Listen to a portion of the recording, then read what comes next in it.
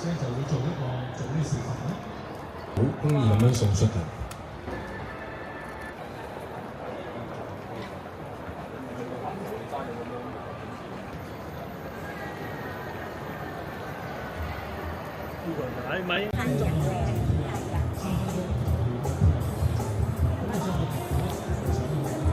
我哋 T2 客運大樓咧，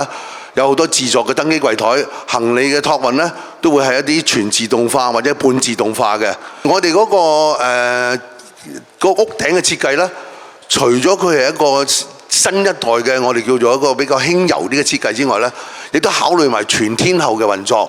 咁務求咧，啲旅客落車嘅位置咧，一定係受到一個有蓋嘅地方咧覆蓋到嘅，就唔使擔心因為落雨咧影響到佢落車嗰陣時咧，或者係有雨淋到啊，或者係整濕啲行李啊等。For more such videos, subscribe to the NewsX YouTube channel, hit the bell icon.